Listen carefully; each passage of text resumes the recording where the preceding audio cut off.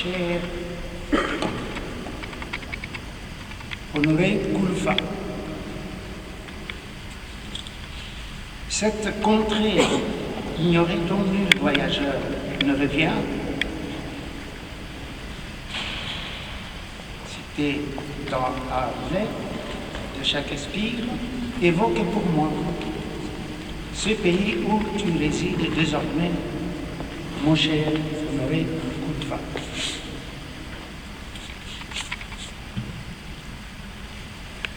Maman Koulfa, cher fils, chère fille, famille apparentée,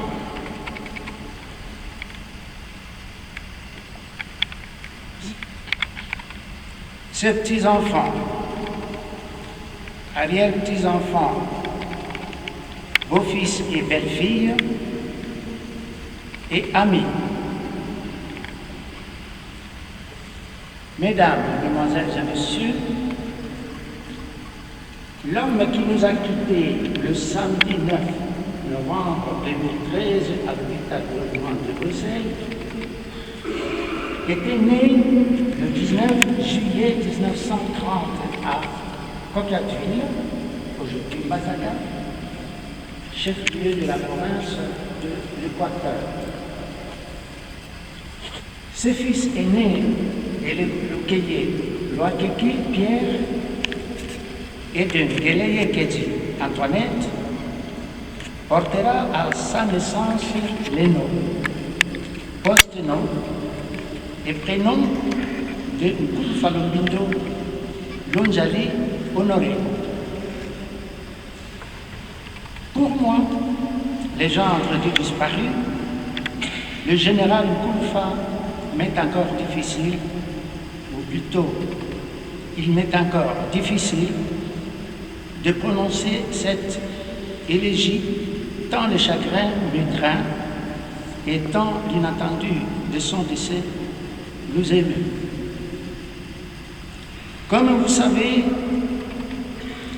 il est très pénible d'accepter la disparition d'un proche, pénible d'autant plus que lorsqu'elle survient avec autant de soudaineté. Le général Honoré Koulfa fut le dernier chancelier des ordres nationaux sous les aïrs de Mobutu Sese Seko Kuku Bandoua Zabanga. De confession chrétienne, Honoré Koulfa recevra ses instructions primaires et secondaires chez les missionnaires catholiques au groupe scolaire de Coquilhatville, toujours en Baldaga aujourd'hui, de 1940 à 1949.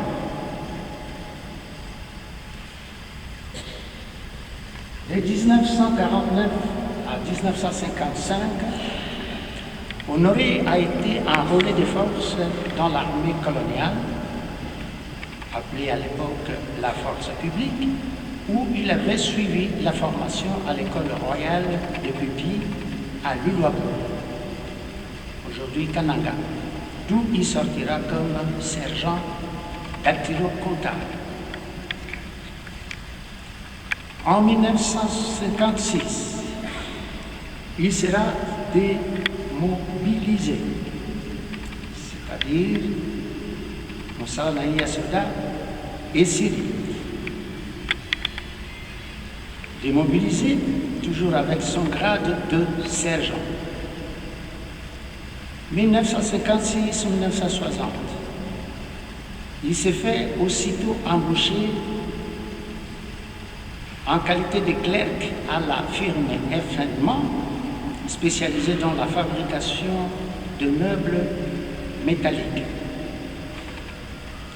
En 1960, Honoré Koulfa réintègre l'armée congolaise et rejoint l'équipe formée par le colonel Mobutu, qui en est le commandant en chef, où Honoré assumant les fonctions de chef d'état-major avant de diriger le service de renseignement militaire G2, après avoir suivi la formation en sciences sociales et militaires à l'école des cadets ici à Laken.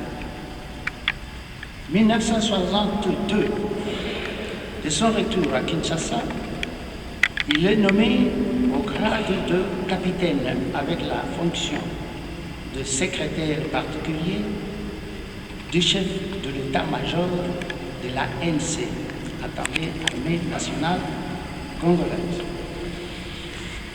De 1964 à 1965, il fut nommé commandant et chef de la région militaire au Katanga.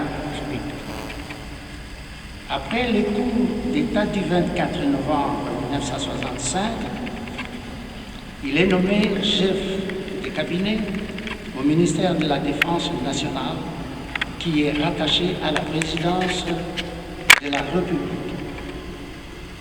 Un poste stratégique qu'il va occuper jusqu'en 1970.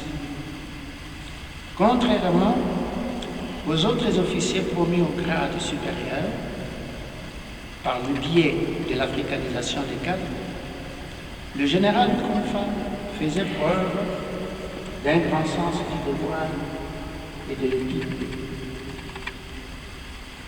En 1966,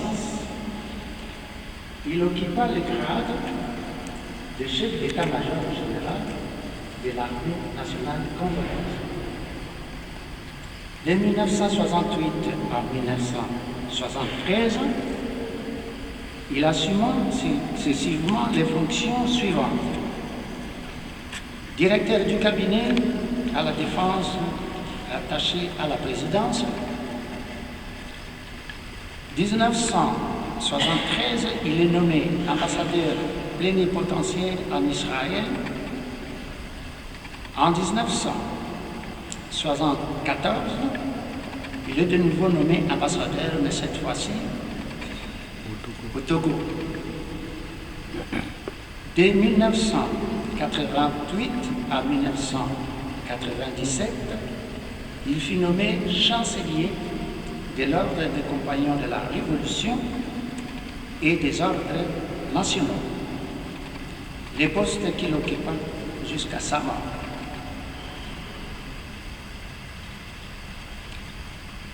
La mort est-elle plus violente lorsque l'on ne s'y attend pas?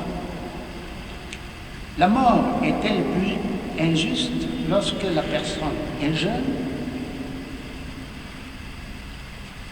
Quelle que soit la situation, la violence de la mort ne s'évalue pas. Sa possible et lente acceptation va dépendre de chacun de nous, de notre passé, de notre histoire, de ce que nous sommes capables et prêts à endurer. Si la mort n'est pas acceptable, mesdames et messieurs, elle fait cependant partie du chemin de la vie. Elle fait donc partie du chemin de notre vie. Ta vie sur terre, Honoré, n'était pas terminée, mais nos pensées t'accompagneront pour que ton chemin se poursuive dans le pays que tu as désormais rejoint, pays que nous voulons imaginer le plus doux à tes yeux. Enfin, la vie